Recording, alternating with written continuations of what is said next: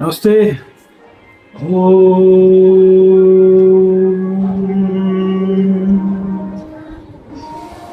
अंतर यात्रा में आप सब लोगों का स्वागत है। मेरा ये साप्ताहिक वीडियो की अगली श्रृंखला है। आज का जो वीडियो है वह लोक धर्मिता के ऊपर है।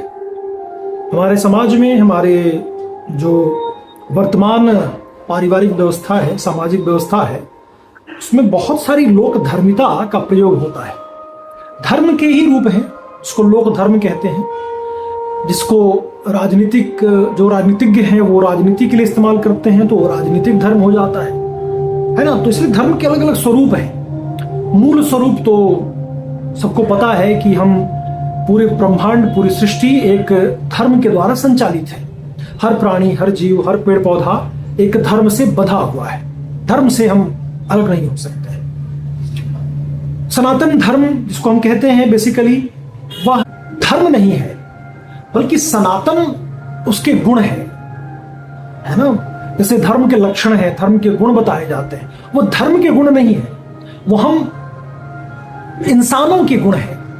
तो वो इंसानी धर्म हो गया, मानवीय धर्म जिसको कहते हैं। उसी तरह से पेड़ पौधों का धर्म है, जीव जंतु का धर्म है, पूरे ब्रह्मांड का धर्म है, पूरी सृष्टि का धर्म है। तो धर्म हर जगह बिल्कुल गुथा हुआ है, हर जगह संलिप्त है, हर चीज के साथ में धर्म जुड़ा हुआ है।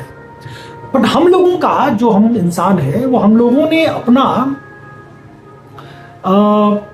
अपने अपने हिसाब से, अपने अपने सामाजिक व्यवस्था के हिसाब से हमने कुछ धर्म बना लिए और उसको नाम धर्म का दे दिया है। बेसिकली वो लोक रिवाज है, रीति रिवाज है, लोक परंपरा कह सकते हैं आप। उन परंपरा को उन्होंने धर्म बोल दिया। तो लेकिन हम भी उसको लोक धर्म कह सकते हैं। जैसे राजनीतिक धर्म है तो राजनीति का इस्तेमाल करने के लिए करते हैं राजनीतिज्ञ, तो हम उसको राजनीतिक धर्म कह सकते हैं। वैसे ही लोक धर्म है। सनातन, जैसे मैंने कहा, सनातन बेसिकली धर्म का एक गुण होता है। कई सारे गुण हैं, उसमें से एक गुण ये है कि वो सनातन है। सनातन का मतलब जो कभी बदलता नहीं है, जो हमेशा है, हमेशा ही रहेगा। तो वो सनातन होना एक धर्म का गुण होता है। इंसान के जो लक्षण हैं वो इंसानी लक्षण है, धर्म के लक्षण नहीं है। मनुस्मृति में जो धृति, क्षमा, स्थेय, ये जो सारे लक्षण बताए गए हैं, ये इंसान के लक्षण हैं। क्योंकि धृति, क्षमा, स्थेय ये सब तो किसी पेड़ पौधे का लक्षण नहीं हो सकता, किसी कुर्सी का लक्षण नहीं हो सकता, है ना, किसी और चीज का लक्षण नहीं हो सकता। तो इंसानों का लक्षण है, इसलिए हमने उसको धर्म से जोड़ दिया कि ये धर्म के लक्षण है। ठीक है। तो आज हम बात करेंगे इस वीडियो में लोक धर्म के बारे में। मैं भी अपने होम टाउन बिहार में हूँ और छठ पर्व मनाया जा रहा है, जिसमें सूर्य की उपासना की जाती है। और लोक धर्म के हिसाब से उसमें छठी मैया, मतलब एक कोई देवी है जिनको छठी नाम दिया गया है, तो छठी मैया का जो है उसमें उपासना किया जाता है, छठी मैया की पूजा की जाती है। ये लोक धर्मिता है। बहुत सारी इसमें पौराणिक कथाएं हैं।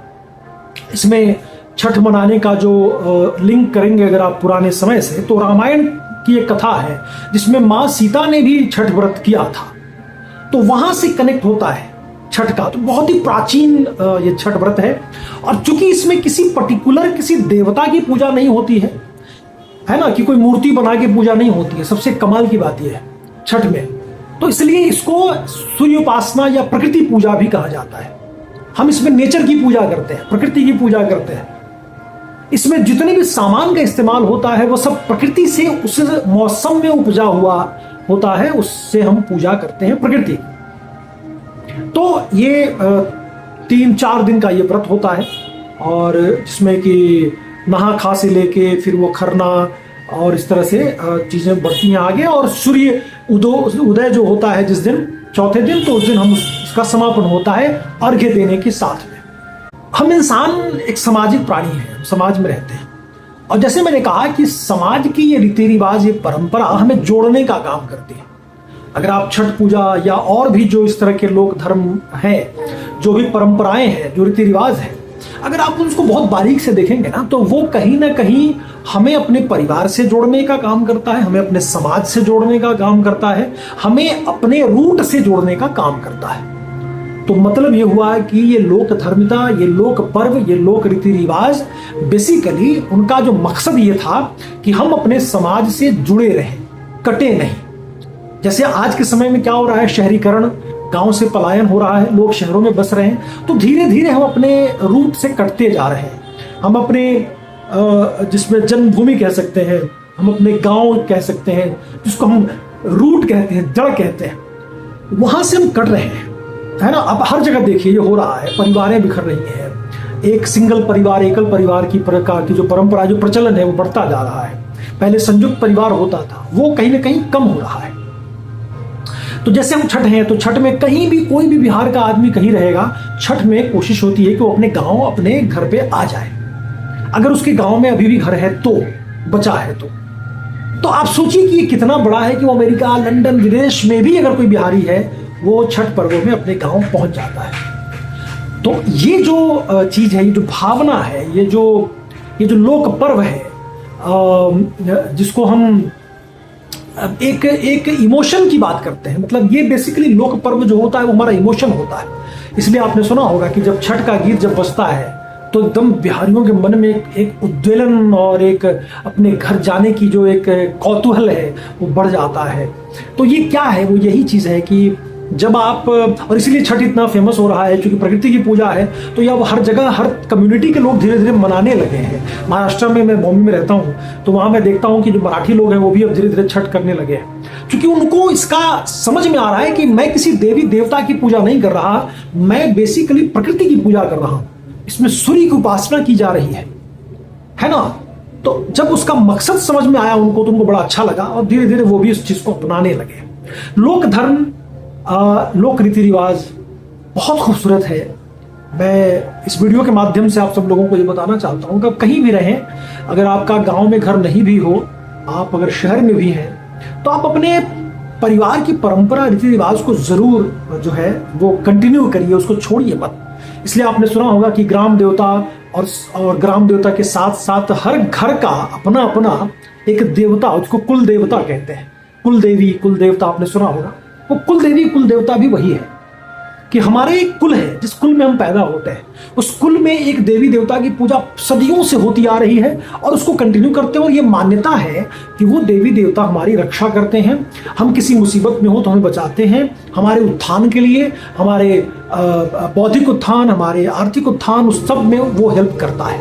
तो उस चीज़ को हमें अपनाना है, छोड़ना नहीं है। बहुत सारे त्योहार हैं जो लोक धर्म से जुड़े हुए हैं, जो लोक पर्व जिसको कहा जाता है। उसमें ये जो मौसम कार्तिक मास का खास करके बड़ा इम्पोर्टेंट हो जाता है, क्योंकि दशहरा अभी गया, दशहरा के बाद दिवाली हुआ, दिवाली के साथ ही आप देखें गोवर्धन पूजा है, भैया दूज है, उसके बाद में और भी कई तरह के त्यौहार साथ में एक के बाद एक होते चला जाता है ना।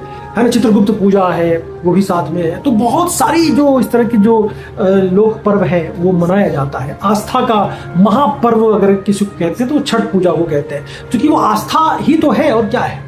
हमें सूर्य में बहुत आस्था है कि उन्हीं से पूरा जो प्रकृति है, जो पृथ्वी है, वो ज्वलंत है, वो सबको उससे ऊर्जा मिल रही है। जो पेड़ पौधे हैं वो खाना बनाते हैं और उनसे हमें भोजन मिलता है। तो हम एक ग्रैटिट्यूड के तौर पे, कृतज्ञता का जो भाव है वो हम सूर्य के प्रति कृतज्ञ होते हैं कि हे सूर्यदेव, आपकी वजह से ही हमारा भरण पोषण हो रहा है, पालन पोषण, सारे प्राणियों का पालन पोषण हो रहा है। तो ये बड़ा खूबसूरत एक कृतज्ञता का भाव है छठ के माध्यम से पानी में खड़ा होना। और पूरा एक प्रोसेस होता है छठ पर्व के बारे में, तो मोस्टली मुझे लगता है आप लोगों को पता ही होगा। हमने वीडियोस बनाए हैं छठ पे, जो पिछले बार हमने तो एक उस पूरा का पूरा उस पर ब्लॉग भी बनाया था, शूट किया था कि कैसे छठ मनाया जाता है। तो वो तो मुझे लगता है इंटरनेट पे भी है, तो आप पढ़ लेंगे। लेकिन ये मुझे बताना ज़रूरी था कि ये जो लोक धर्म है वो धर्म से कितना अलग है। धर्म का जो देखिए बड़ा वास्ट है। धर्म जो है वो आप ये कह सकते हैं कि नर्सरी है हम लोगों के लिए। जो मूर्ति पूजा है, जो मंदिर की स्थापना करनी होती है, जो हम सुबह उठ के जो देवी देवता को याद करते हैं, जो फूल चढ़ाते हैं, जो माला चढ़ाते हैं अपने कुल देवता को कह लें, या जितने भी देवी देवता हैं, जिसमें कि पंचदेव की पूजा, पंचायतन पूजा की बात आदि शंकराचार्य करते हैं, जो कि हिंदू सनातन धर्म के बहुत बड़े गुरु हैं, जिनको जगत गुरु कहा जाता है शंकराचार्य। उन्होंने 5 देवी देवताओं के बारे में कहा कि आप पूजा करिए। उन्होंने कहा है कि आप विष्णु जी की पूजा करिए, भगवान शंकर की पूजा करिए, गणेश जी की पूजा करिए, माँ जो है वो जो देवी हैं उनकी पूजा करिए। वो अलग अलग रूपों में हो सकती हैं। सरस्वती माँ उन्हीं को कहते हैं, काली माँ, लक्ष्मी माँ, पार्वती माँ, सब जो जो जो बेसिकली प्रकृति है उसकी पूजा करिए। और गणेश जी की पूजा तो मत, और सूर्य की पूजा, सॉरी, तो ये 5 जो देव हैं आप उनको जरूर, तो उसमें सूर्य उपासना देखिए यहाँ भी आता है। और ये लोक आस्था का जो पर्व है उसमें सूर्य की ही पूजा होती है। तो ये उन्होंने कहा है। और उस धर्म के माध्यम से धीरे धीरे हमें जाना कहाँ है, हमें जाना है अपने अध्यात्म की तरफ, आत्मा की गहराई में। मतलब आपको अंदरूनी, अंदर की यात्रा, अंतर यात्रा करनी है। धर्म उसकी पहली सीढ़ी है, नर्सरी है। हमें फिर जाना है धीरे धीरे क्लास बढ़ते हुए, ग्रेजुएशन से होते हुए एमए करना है, पीएचडी करना है, डॉक्टरेट करना है। तो ये बेसिकली मकसद ये है धर्म का कि धर्म पहली सीढ़ी से होते हुए हम ईश्वर की प्राप्ति, आत्मा का ज्ञान, मोक्ष की प्राप्ति तक पहुंचने की बात हमारे यहाँ कैवल्य प्राप्ति तक है। वहां तक अंत है उसका, तो जिसमें कि मन बिल्कुल खत्म हो जाता है, मन को हटा देना है। और जब मन हटता है तभी मोक्ष की प्राप्ति होती है। तो ये जो पूरा प्रोसेस है वो धर्म से शुरू होता है। और जैसे हमने कहा कि हम जहां भी जिस स्कूल में पैदा होते हैं तो हमारे आसपास धर्म को आपने देखा ही होगा। उससे धर्म का जो कह सकते हैं कि बहुत ही एक फोक जो स्वरूप है, एक लोक स्वरूप है, जो पूरे देश में बहुत सारे हैं, मतलब थोड़ा मोड़ा नहीं, लाखों में होंगे। उसमें से जो मैंने कहा कि ये जो हमारा छठ का पूजा है वो भी एक लोक पर्व है। तो ये लोक धर्मिता जो है वो भी धर्म का एक छोटा सा रूप है, आप कह सकते हैं, जिसमें कि गांव के लोग जो हैं, जिनको धर्म का, संस्कृत का अध्ययन करना है, धर्म के बहुत ही हाईएस्ट फॉर्म को नहीं जानना है या जानने में मुश्किल होता है, वो लोक धर्म से शुरू करते हैं। तो लोक धर्म भी धर्म की तरफ जाने का एक रास्ता है। और धर्म का जो जाने का है वो अध्यात्म की तरफ जाने का है। तो लोक धर्म यहाँ से शुरू होता है। ठीक है, आशा है आपको लोक धर्म के बारे में इस वीडियो से वो जानकारी मिली होगी।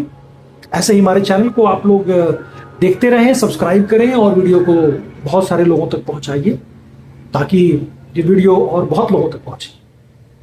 अपना ख्याल रखें और मिलते हैं अगले सप्ताह एक नए वीडियो के साथ। तब तक ओम शांति।